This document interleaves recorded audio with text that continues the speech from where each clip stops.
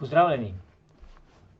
Moja naloga je bila določiti postopek za objavo naše podcaste MP3 datoteke, da jo lahko naši poslušalci najdejo in poslušajo na pogostih platformah Google Podcast, Spotify in podobni. Pred objavo mora MP3 biti dokončno zvočno obdelan ter vsebovati tudi metapodatke, kot so izvajalec, naslov podcasta, epizode in podobno.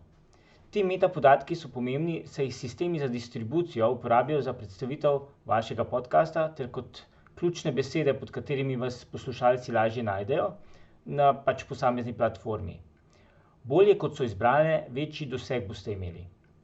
Pred objavo tako imate ime podcasta, ime epizode, potrebujete pa še dober opis vašega podcasta in okvirno kategorijo, kamor ga boste uvrstili. Potrebujete še sliko oziroma tako imenovani artwork, ki se prikaže v vašem podcastu na platformah. Priporoča se izbira kvalitetnega gradiva, saj poslušalci najprej gledamo z očmi, nato poslušamo in beremo.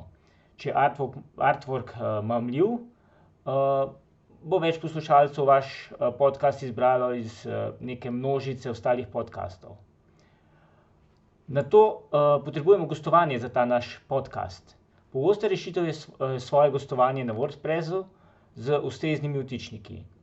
Mi konkretno smo izbrali Anchor na anchor.fm, saj je to brezplačno gostovanje, ima pa vse, kar potrebujemo in preprosto upravljamo naše podcaste. Odpremo si svoj profil, objavimo že pripravljene podatke svojega podcasta, to pomeni ime, kategorijo, opis in artwork. Nato pa objavimo še svojo prvo epizodo, kjer moramo podati naslov epizode, naložiti MP3 ter čas objave. Lahko je takoj, lahko pa z nekim zamikom. Na platformi Anchor se pojavi podcast takoj oziroma v nekaj minutah. Sedaj, ko imamo urejeno gostovanje, ga pa želimo ta naš podcast razširiti tudi na druge platforme, ki jih večinoma uporabniki uporabljajo za poslušanje. Kot smo prej omenili, Google Podcast, Spotify, iTunes in podobni. Za objavo na teh platformah potrebujemo RSS povezavo oziroma feed.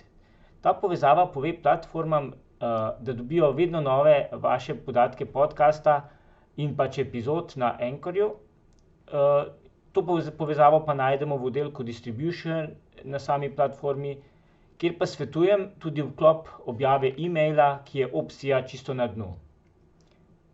Ko imamo enkrat to povezavo, lahko širjenje po drugih platformah prepustimo Anchor platformi, kjer lahko z nekaj kliki razširite po teh platformah, ali pa objavimo sami na teh platformah.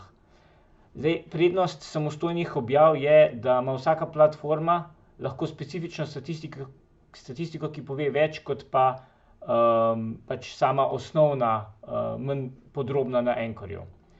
Objava na Google Podcast Managerju in Spotifyju je samo nekaj klikov, predvsem potrebujete njihov profil, pa torej RSS povezavo, ki jo podate. Vse ostalo platforme same uredijo.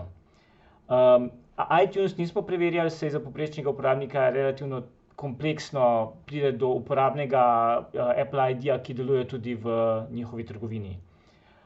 Ko enkrat objavimo, na teh platformah trajajo v povprečju 5 dni oziroma navajajo od 1 do 10, da se pojavijo v njihovih bazah oziroma da jih uporabniki lahko najdejo v iskalnikih.